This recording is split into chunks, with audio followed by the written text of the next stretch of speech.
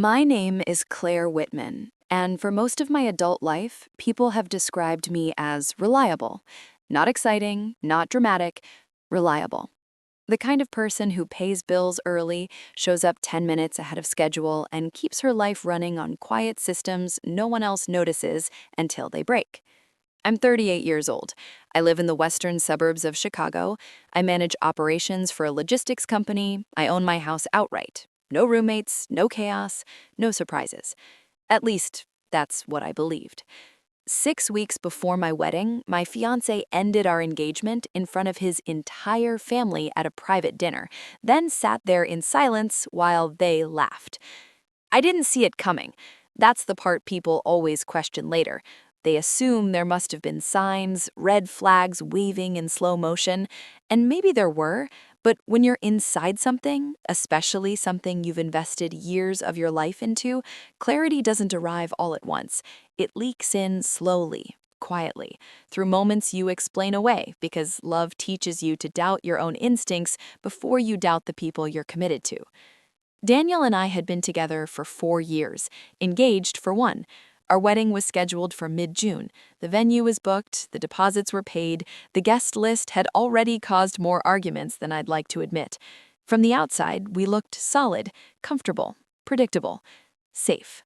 The dinner that changed everything wasn't supposed to be dramatic. It wasn't even my idea.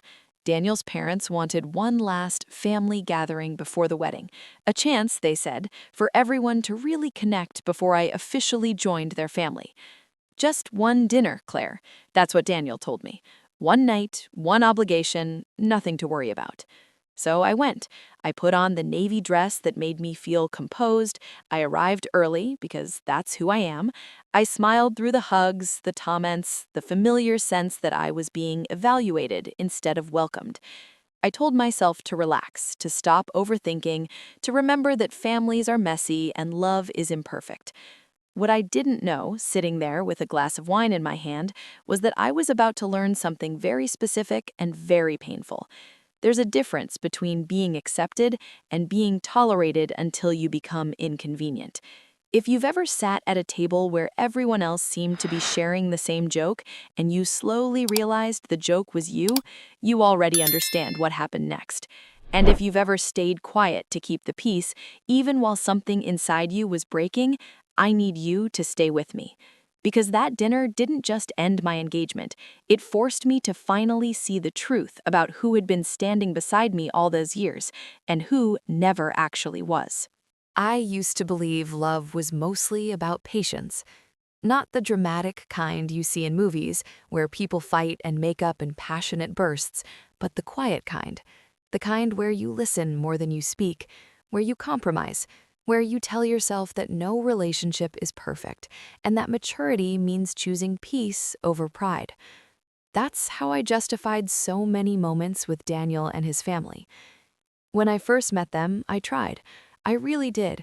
I brought wine to dinners. I remembered birthdays. I laughed at jokes that made my stomach tighten. I told myself that adjusting to someone else's family was just part of building a future together. No one marries just one person. You marry their history, their habits, their people. And for a long time, I convinced myself I could handle that. Daniel's family had a way of speaking that they called honest. They said what they thought. They teased. They commented on everything: your job, your clothes, your choices. The first few times it happened, I brushed it off. I told myself they were just blunt, just outspoken, just different from what I was used to. When his mother joked that I was a little too serious for her son, I smiled. When his sister laughed about how I probably scheduled my free time, I smiled. When his father questioned whether my career was too demanding for a wife, I smiled. I smiled because Daniel didn't say anything, and if the person who loved me wasn't alarmed, then maybe I was the problem for feeling uneasy. That's how it starts. You slowly learn to mistrust your own reactions.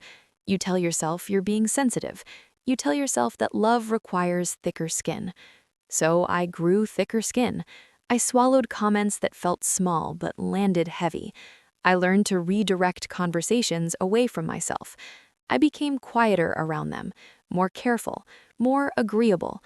Somewhere along the way, I started measuring my words, my tone, even my posture, anything to avoid becoming the subject of another joke. And Daniel? He noticed. He always noticed. In private, he'd tell me I was amazing, that he admired how organized I was, how dependable, how calm I stayed under pressure. He said those were the things he loved about me. But around his family, he became someone else.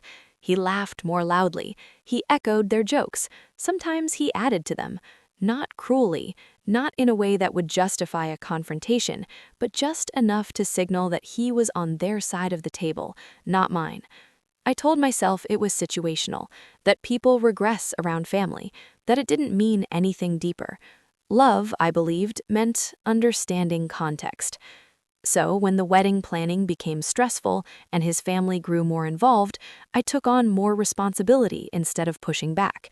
I paid deposits, I coordinated vendors, I kept everything running smoothly because that's what I do when things feel unstable. I create structure. I thought if I carried enough weight, the imbalance would eventually even out. But it didn't. The closer we got to the wedding, the more I felt like I was shrinking in rooms where I used to feel comfortable. Family dinners left me exhausted in ways I couldn't explain. I'd replay conversations in my head on the drive home, wondering why my chest felt tight, why my shoulders ached as if I'd been bracing for impact. Sometimes I'd bring it up gently with Daniel, just enough to test the water. I feel a little dismissed sometimes, I'd say. They're just joking, he'd reply. They don't mean anything by it. You know how they are. So I stopped bringing it up. I didn't want to be the difficult one, the overly emotional one, the fiancée who couldn't handle her future in-laws. I wanted to be the woman who fit in, the woman who made things easier. And that's the quiet truth I didn't admit to myself until much later. I was working harder to be accepted by his family than Daniel ever was to protect me from them. Still, I loved him, or at least I loved who I thought we were building toward. I believed that once we were married, the lines would be clearer, that I wouldn't feel like a guest in my own life anymore. That belief carried me into that dinner, the one I thought was just another obligation, the one I thought I could handle. I didn't know yet that the patience I'd been so proud of wasn't strength, it was erosion, and that the people who benefit most from your silence are often the ones who notice it first. By the time the entrees arrived, I already knew something was wrong. Not in a dramatic, cinematic way. There was no shouting, no raised voices, just a subtle shift in the air, like a room losing oxygen slowly enough that no one panics until it's too late. Conversations stopped flowing naturally. Laughter came a second too late. Every comment landed with a faint edge, as if it had been sharpened in advance. Daniel's parents sat across from me, his sisters flanked either side of the table. His uncle leaned back in his chair, arms crossed, studying me like I was an applicant who had overstayed her interview. "So, Claire," his uncle said, cutting into his steak, "remind me what you do again?" I'd answered this question dozens of times before, always politely, always clearly. Still, something about the way he asked it, slow, deliberate, expectant, made my spine stiffen. I manage operations for a logistics company. I oversee regional teams, budgets, and— "So you're busy," his sister interrupted, smiling thinly, "like really busy." "I'm responsible," I corrected gently. Daniel chuckled. Not a big laugh, just a small one, almost reflexive. That laugh landed harder than the question. "Well," his mother said, tilting her head, "marriage takes flexibility, don't you think? Especially for a man like Daniel." A man like Daniel. I waited for him to say something, to clarify, to include me in that sentence. Instead, he lifted his glass and took a sip, eyes fixed on the tablecloth. The questions kept coming, about my schedule, about whether I planned to slow down after the wedding, about whether I'd considered that my career might conflict with starting a family. Each one framed as concern, each one wrapped in that same tone they always used, the one that implied they were simply being honest and that any discomfort on my part was my failure to handle it. I answered calmly. I kept my voice steady. I smiled when appropriate. But inside, something was tightening. At one point, Daniel's sister leaned forward, resting her elbows on the table. "I just don't see how this works long term," she said casually. "You're so structured. Daniel's more spontaneous." Spontaneous. That word again. It had been used so many times to excuse his indecision, his avoidance, his unwillingness to draw boundaries. It was a flattering way to say he let other people steer his life. "I think balance matters," I said. "We complement each other." Daniel shifted in his seat. "Well," his father said, finally joining in, "complimenting someone is different from carrying them." The table went quiet. I felt my pulse thud in my ears. I could hear the clink of silverware from another room. Somewhere behind the walls, other people were having perfectly normal dinners. "I'm not carrying Daniel," I said carefully. "We're partners." His father nodded slowly, as if considering this. "That's not how it looks." That was the moment. The moment when the teasing stopped pretending to be harmless, when the concern dropped its mask, when I realized this dinner hadn't been about connection at all. It was assessment, about control, about reminding me of my place before I stepped too far into their family. I turned toward Daniel then, fully, directly. "Is that how you see it? That I'm carrying you?" The silence stretched.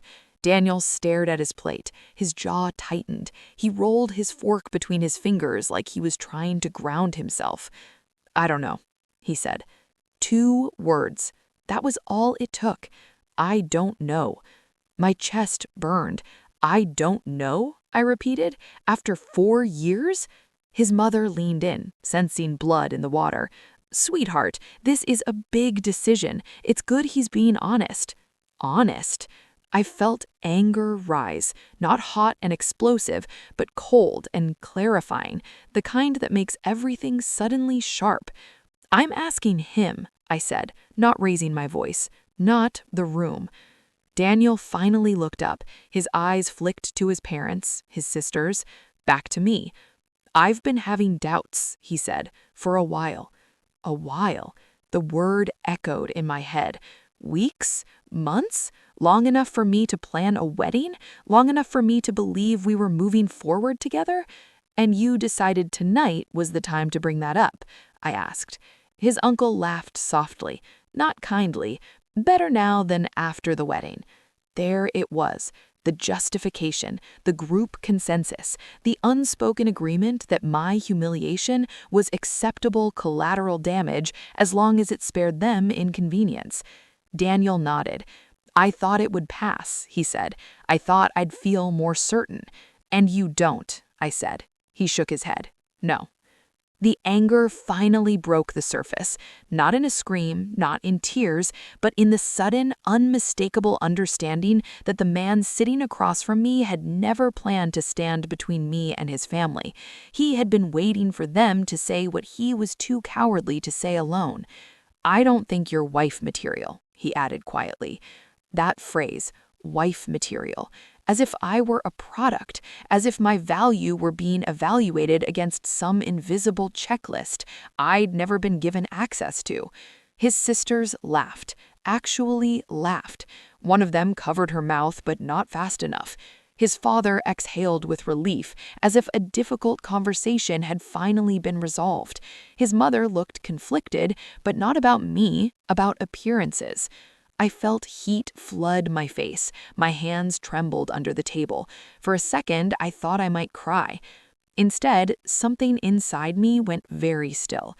I looked around the table at the people who had watched this happen, who participated, who had waited for this moment, and I understood something I'd been avoiding for years. This wasn't a misunderstanding. It wasn't stress. It wasn't poor timing. It was alignment. They were aligned, and I was the outsider they had finally decided to remove. The anger didn't ask for permission anymore. It settled into my bones, solid and unyielding. And for the first time all night, I didn't feel small. I felt done. When Daniel said it, wife material, The room didn't explode. It collapsed. Not outwardly. No one stood up, no one shouted, but something essential fell inward, like a building losing its internal supports while the walls stayed standing. For a moment, I couldn't feel my hands. I couldn't feel my feet on the floor. I was aware of my breath only because it sounded too loud in my own ears. I looked at Daniel, waiting for something, anything that would signal regret, a flinch, a reach, a correction. But his shoulders had relaxed, just slightly, as if he'd set down a weight he'd been carrying for a long time. Relief is quiet. It's easy to miss unless you're the one it's taken from. Around the table, reactions rippled in uneven waves. His sisters exchanged looks that hovered between shock and amusement. His uncle smirked into his wineglass. His father leaned back, hands folded, as if this outcome confirmed something he'd already decided. His mother pressed her lips together, eyes darting, not toward me, but toward the room, calculating damage control. No one asked if I was okay. I tried to speak and realized my throat had tightened to the size of a pinhole. When I finally found my voice, it sounded distant, like it belonged to someone else. "So," I said, slowly, "that's it?" Daniel nodded. "I think it's better this way." Better? For whom? I stood up because sitting suddenly felt unbearable. My chair scraped softly against the floor. The sound startled me. It was the first thing I'd done all night that announced my presence. "I need air," I said. I wasn't asking. His mother reached out, fingers brushing my wrist. "Claire, maybe we should talk about this privately." Privately? After everything? I stepped back. The room swayed slightly, like I'd stood up too fast, but I stayed upright. Pride will do that for you when your body wants to fold. I walked out of the private dining room and into the hallway. The restaurant hummed with ordinary life, servers passing with trays, couples leaning in close, a birthday song starting somewhere near the bar. It felt obscene that the world could keep moving at the same speed when mine had just cracked open. In the bathroom, I locked myself into a stall and pressed my forehead against the cool metal door. I waited for the tears to come. That's how it's supposed to happen. You cry, you break, you let it out. Nothing happened. My chest felt hollow, like someone had scooped out everything that used to live there and left an echo behind. I stared at the pattern on the floor tiles and focused on counting my breaths because it was easier than thinking. When I went back out, no one looked surprised to see me. They were already rearranging the story without me in it. Daniel stood when he saw me. "He didn't mean to hurt you," he said quietly, as if volume were the problem. I nodded. Not because I agreed, because I didn't trust myself to speak without shattering. "I think I'm gonna go," I said. No one stopped me. That realization hurt more than anything else that night. In the parking lot, my hands shook as I unlocked my car. I sat behind the wheel, engine off, staring at the concrete wall ahead of me. I waited for the breakdown, the sobbing, the screaming, the kind of release you see in movies when a woman finally collapses under the weight of it all. Instead, there was only silence, a heavy, ringing quiet that pressed against my ears and filled every empty space inside me. My phone buzzed on the passenger seat. I didn't look at it. I already knew who it was. I drove home on autopilot. Streetlights blurred into soft white streaks. I realized at some point that the radio was on, but I couldn't hear the song, only feel the vibration through the steering wheel. It didn't matter. Sound felt optional now. At home, I kicked off my shoes and stood in the entryway, keys still in my hand. The house looked exactly the same as it had that morning. The same couch, the same framed prints, the same stack of mail I'd meant to sort.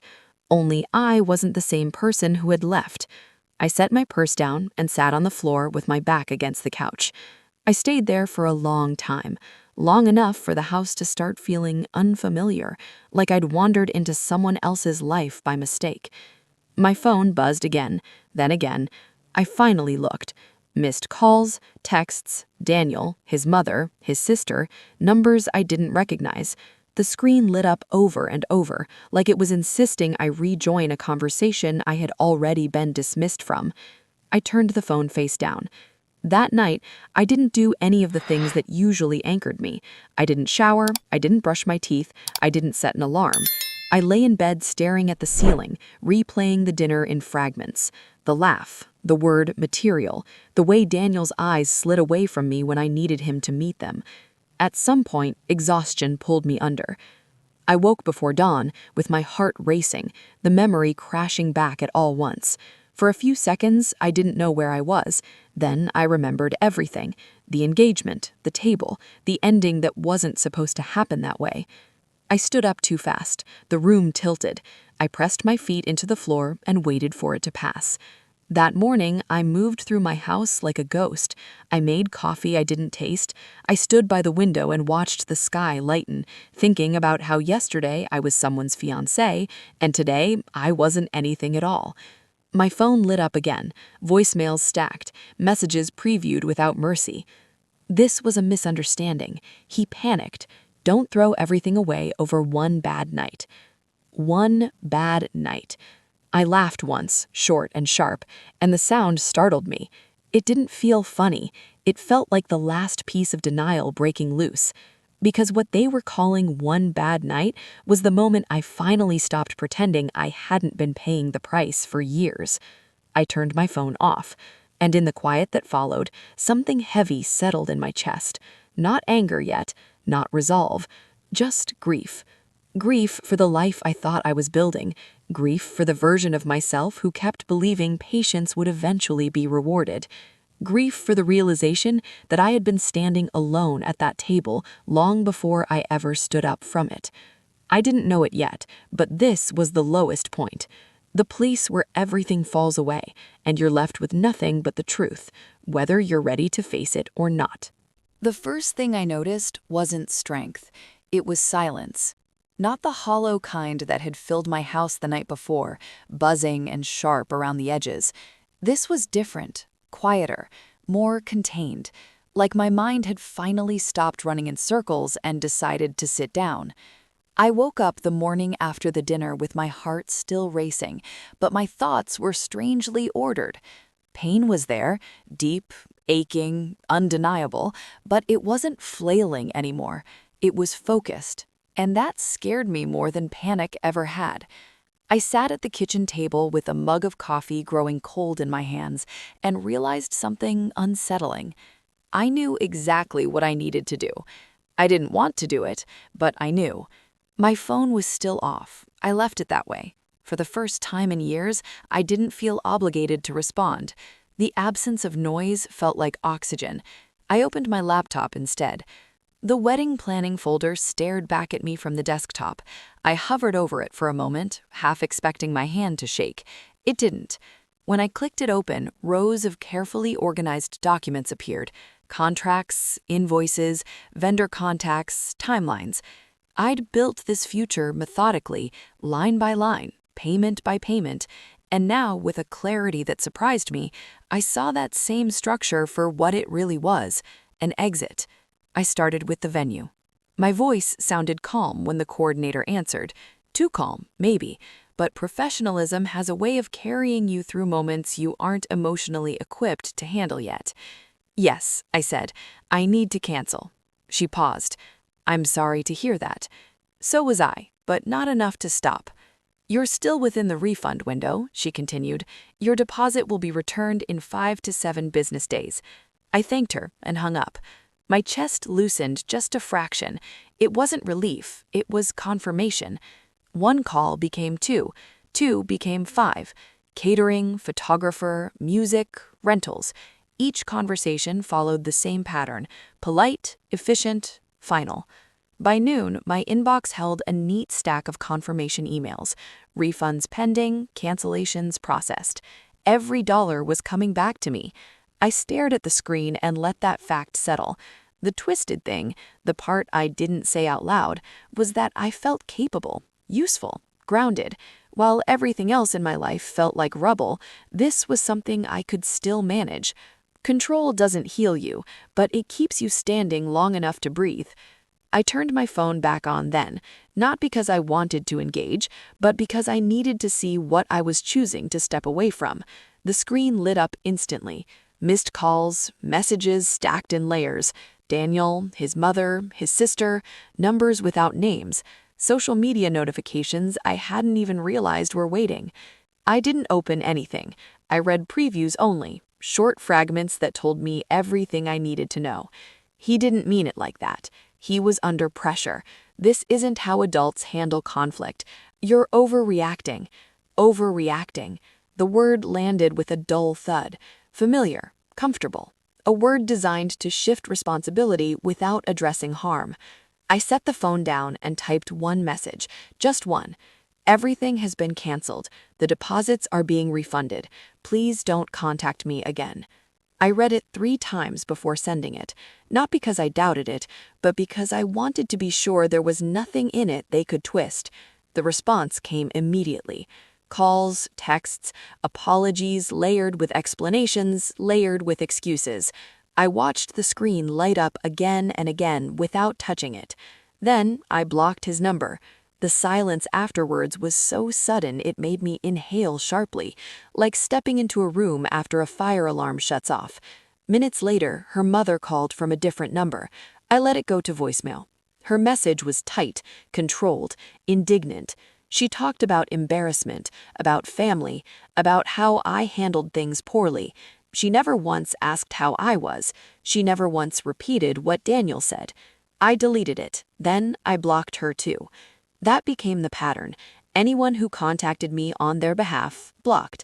Anyone who framed my pain as an inconvenience, blocked. I wasn't angry. Not yet. I was precise. At work, I told my manager the wedding was off. I didn't offer details. He didn't ask. He told me to take time if I needed it. I thanked him and went back to my desk. Routine helped. Emails, meetings, tasks with clear outcomes.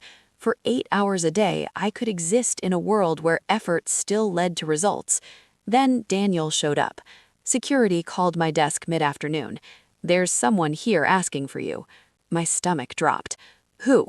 "Daniel Ross." "No," I said immediately. "Do not let him up." There was a pause.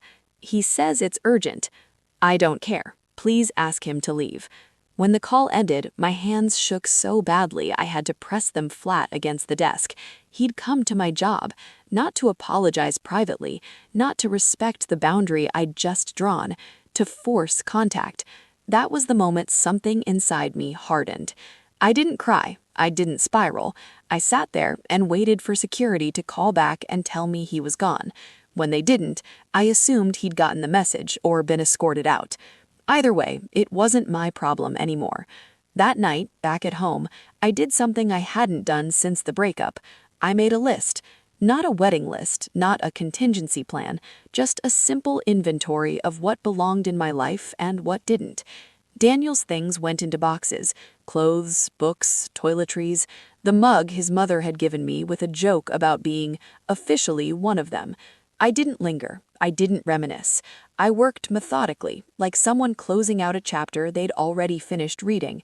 When I was done, the house felt different, lighter, emptier in a way that didn't scare me. That's when I understood what this stage really was. Not healing, not closure, but reclamation. I wasn't better yet. I wasn't free yet, but I was awake. And for the first time since that dinner, my future didn't feel like something that had been taken from me. It felt like something I was actively taking back. The strange thing about reclaiming your life is that it doesn't feel triumphant at first. It feels quiet, administrative, almost boring. And that's where the satisfaction lives. In the days after I blocked Daniel and his family, the attempts didn't stop. They just changed shape. When direct access was cut off, they tried side doors, mutual friends, coworkers I barely knew, social media messages that began with concern and ended with pressure. "He's devastated. He didn't mean it. You owe him a conversation." Oh, that word again. I started to see the pattern clearly now. None of them asked what I needed. None of them acknowledged what had been said at that table. Their urgency wasn't about repair. It was about discomfort. My refusal to engage had disrupted their narrative, and they wanted it restored. I didn't respond. Each time I chose not to reply, a small knot in my chest loosened. I hadn't realized how much energy I'd spent explaining myself, softening my boundaries so other people wouldn't feel accused. Now, I let the silence do the explaining. Daniel tried again through his best friend. A long message, carefully worded. He was sorry. He was ashamed. He wanted to explain what he'd been feeling. He wanted closure. I read it once. Then I deleted it. Closure is something you give yourself, not something you beg from the person who hurt you. A week later, his mother showed up at my gym. I noticed her as I walked out, towels slung over my shoulder, keys in my hand. She stood near my car like she belonged there, eyes red, posture tight. For a split second, instinct kicked in, the old reflex to smooth things over, to be polite. Then I remembered the dinner, the laughter, the silence. "Claire," she said, rushing toward me, "please, just 5 minutes." "No," I replied, stopping short. My voice didn't shake. That surprised me. "He's not eating, he's not sleeping, he's falling apart." I looked at her and felt nothing resembling guilt. "You're asking me to fix what your son chose to break. That's not my job." Her mouth opened, then closed. "You're being cruel." "No, I'm being finished." She stared at me stunned, as if the script had changed mid-scene. "What about his things?" "I donated them 2 weeks ago." Her face twisted. "You had no right." I said, "They were in my home. He never came to get them." She stepped closer, lowering her voice. "You can't just walk away like this." I met her eyes. "I can, and I am." I got into my car and drove off without looking back. That was the moment the satisfaction finally landed, not as joy, but as certainty. They had lost leverage, not because I punished them, but because I stopped participating.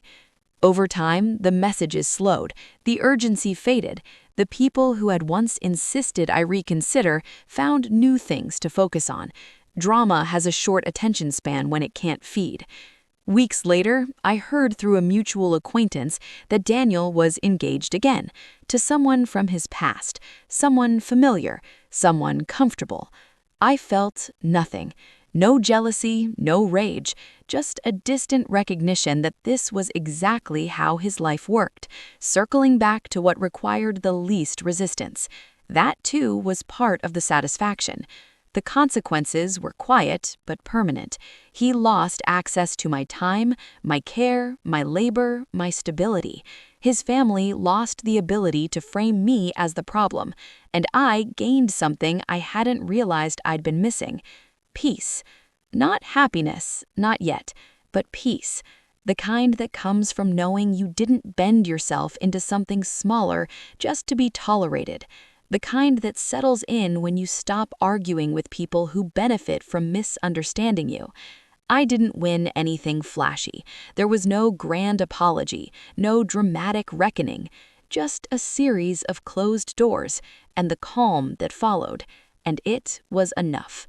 Because sometimes the most satisfying outcome isn't watching someone fall, it's watching them realize they no longer matter in the story you're writing next. Healing didn't arrive all at once. It didn't look like forgiveness or empowerment speeches or sudden happiness. It came quietly, in increments so small I almost missed them. One morning, I realized I'd slept through the night without replaying that dinner in my head.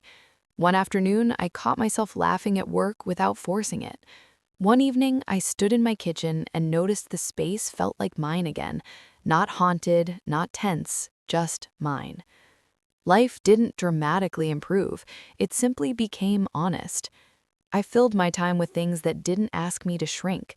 I reconnected with friends I'd slowly drifted from while trying to fit into Daniel's world. I picked up a hobby I'd always been curious about but never pursued because it didn't align with anyone else's expectations. I traveled alone for the first time, something Daniel once called unnecessary. Standing in a place where no one knew me, I felt lighter than I had in years. Occasionally, people asked if I regretted how things ended, if maybe I should have handled it more quietly, more gracefully, if maybe I'd gone too far by cutting contact so completely. I always answered the same way. No, because grace doesn't mean enduring disrespect, and maturity doesn't mean staying silent while someone dismantles you in front of an audience. What I learned, slowly, painfully, is that betrayal doesn't always come as a sudden act. Sometimes it arrives as years of dismissal dressed up as honesty, as love that asks you to keep adjusting while the other person stays exactly the same, as family dynamics that reward your silence and punish your boundaries. Walking away didn't make me stronger overnight, but it stopped the erosion. I didn't lose a future that night at that table. I escaped one that would have cost me myself. I'm 38. I'm single. I own my home. I have a career I'm good at. I have friendships that don't require me to perform. I have peace that isn't conditional on anyone else's approval. And I have clarity. If there's one thing I wish I'd understood sooner, it's this. Accepting someone's flaws is healthy. Accepting their disrespect is not. Those two things are not the same. Walking away wasn't easy. It wasn't heroic. It was necessary. And if anyone ever asks me whether canceling a wedding weeks before it happened was worth it, I don't hesitate anymore. It was the best decision I ever made.